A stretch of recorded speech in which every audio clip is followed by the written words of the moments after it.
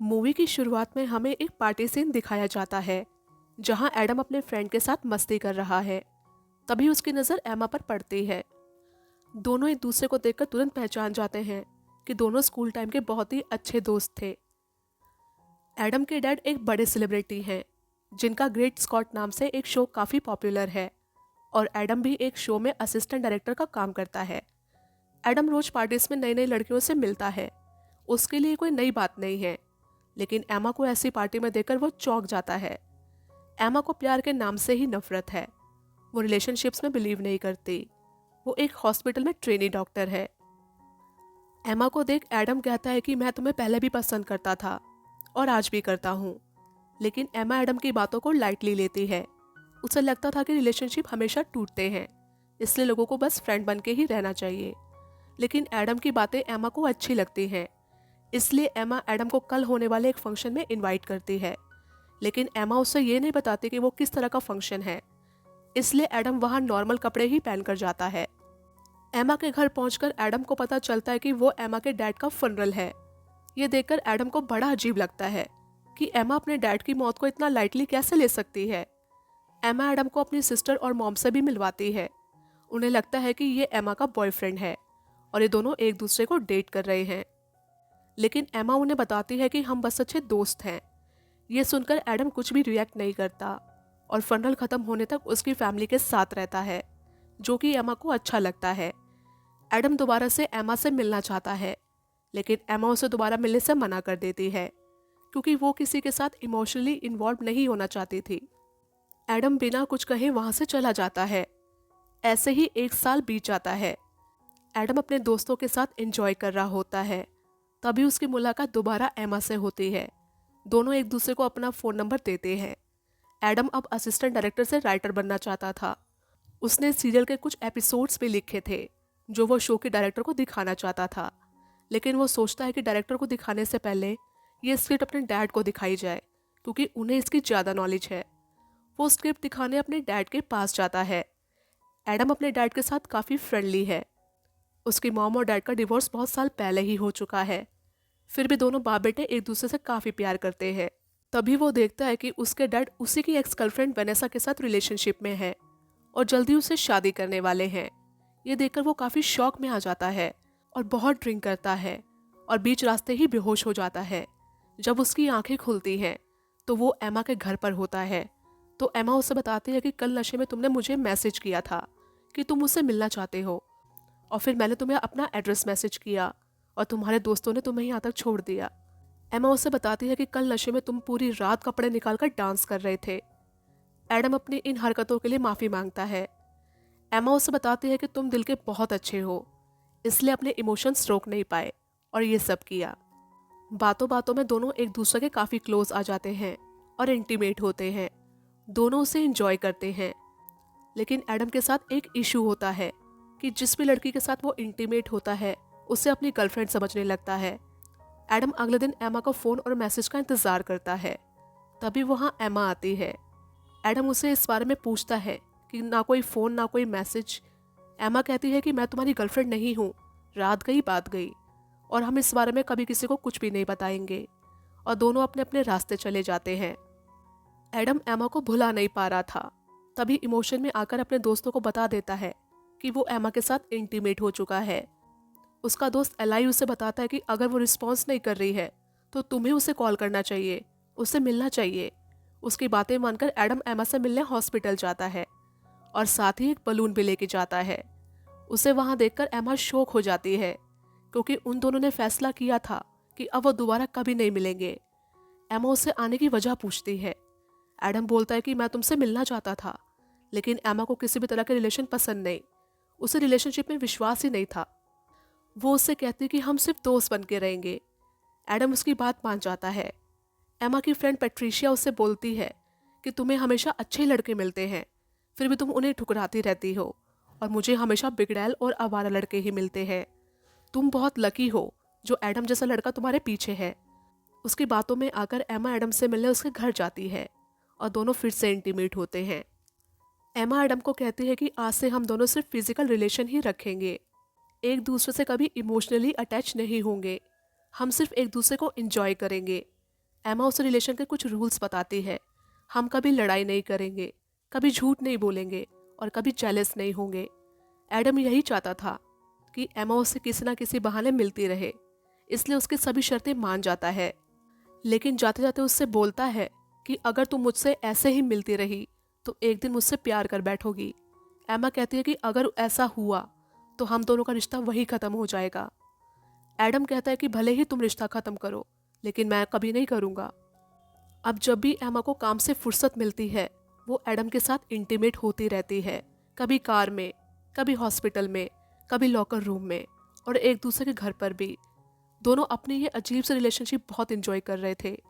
लेकिन एक दिन एडम एमा को उसके कलीग के साथ देखकर बहुत ही जेलस फील करता है। एमा उससे कहती कि मैं तुम्हारी गर्लफ्रेंड नहीं हूँ, मुझे अपनी गर्लफ्रेंड समझने की गलती करना भी मत।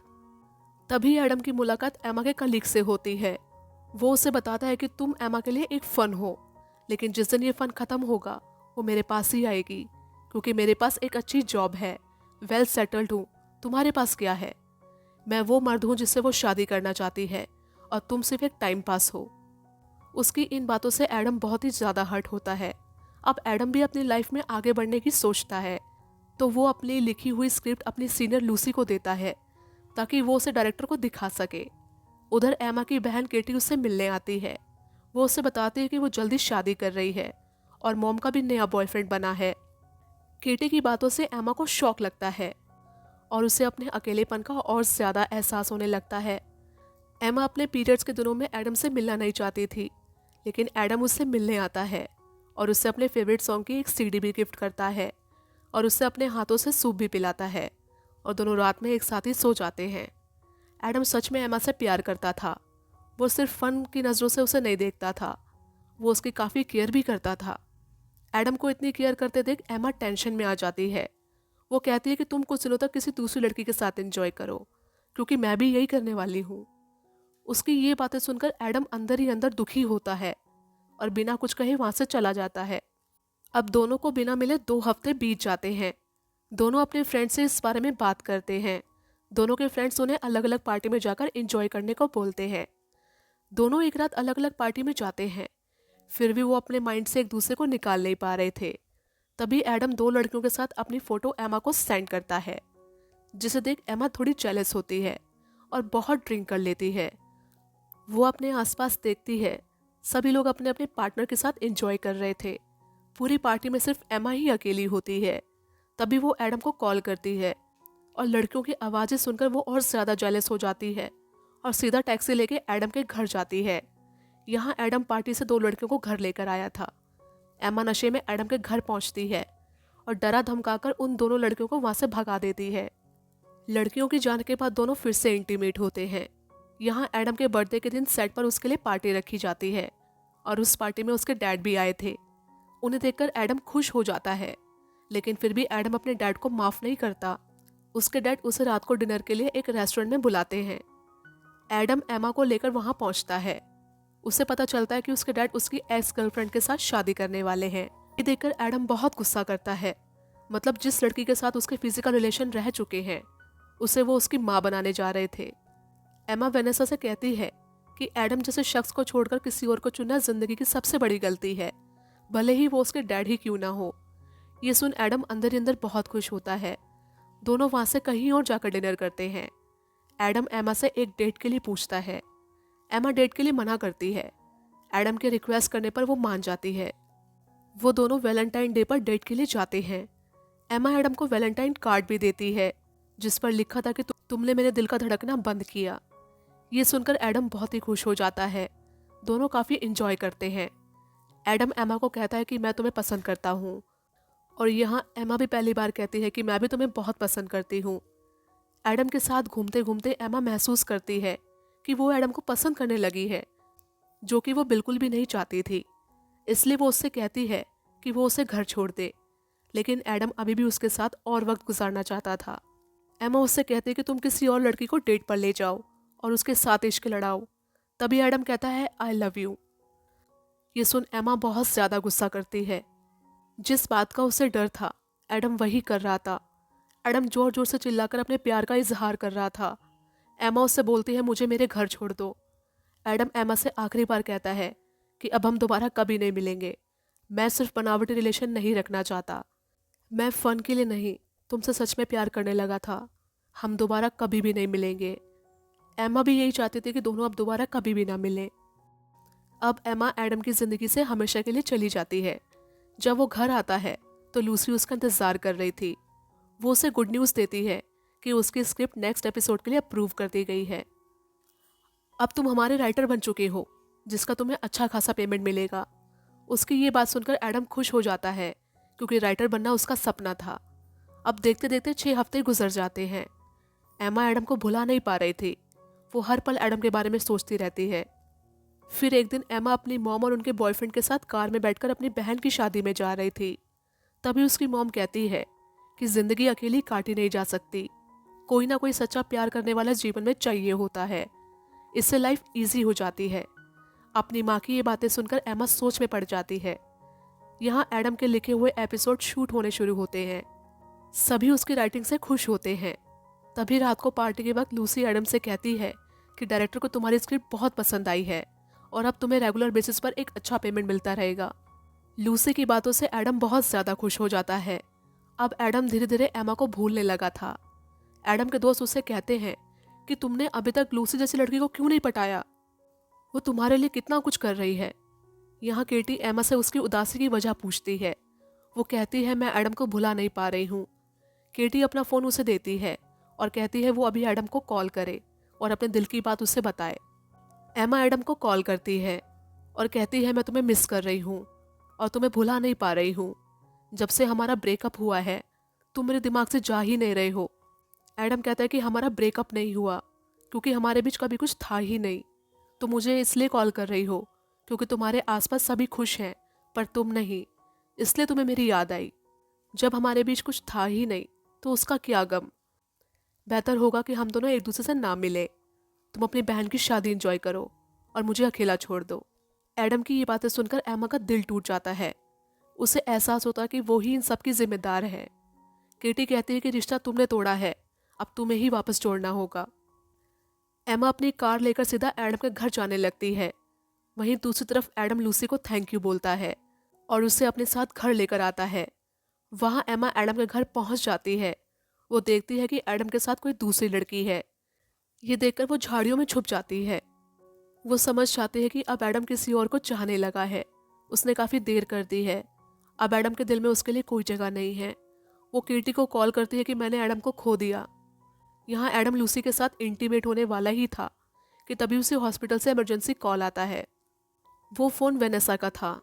वो कहती है तुम्हारे डैड हॉस्पिटल में एडमिट है। हॉस्पिटल पहुंचकर उसे पता चलता है कि उसके डैड ने कफ सिरप का ओवरडोज लिया था, जिस वजह से उनकी तबीयत खराब हो गई है। वेनेसा एडम से कहती है कि मुझे किसी पार्टी में जाना है और मैं तुम्हारे बूढ़े बाप की वजह से अपनी पार्टी बर्बाद नहीं करना चाहती। वो बताते हैं कि मुझे तुम्हारे डैड से डर लगता है, मैं तो बस उनकी दौलत और शोहरत की वजह से उनके साथ थी, मुझे उनमें कोई इंटरेस्ट नहीं। एडम अंदर जाकर अपने डैड से मिलता है और बताता है कि वेनेसा उन्हें छोड़कर जा चुकी है। उसके डैड बताते हैं कि हम जिस लड़की को सच्चा प्यार करते हैं उसे कभी पा नहीं पाते। उसके डैड कहते हैं कि तुम्हें एमा से बात करनी चाहिए। हॉस्पिटल से बाहर आने के बाद एडम एमा को कॉल करता है और कहता है कि अगर तुम मुझे सच में मिस कर रही हो तो मुझे हॉस्पिटल के बाहर आकर मिलो। एमा कहती है मैं तो तुम्हारे सामने ही खड़ी हूँ। दरअसल वो उसके डैड से मिलने आई थी। एमा एडम से कहती कि भले मैं कितना ही प्यार से भागूं और इनकार करूं, लेकिन सच यही है कि मैं तुमसे प्यार करती हूँ। मेरी जगह तुम्हारे पास ही है। एडम कहता है कि अगर इस बार तुम मेरे पास आई तो मैं तुम्हें कभी जाने नहीं दूंगा। ये दोनों एक दूसरे को किस करते हैं और बहुत इमोशनल होते हैं और फिर कभी एक दूसरे से जुदा नहीं होते और मूवी यहीं एंड हो जाती है।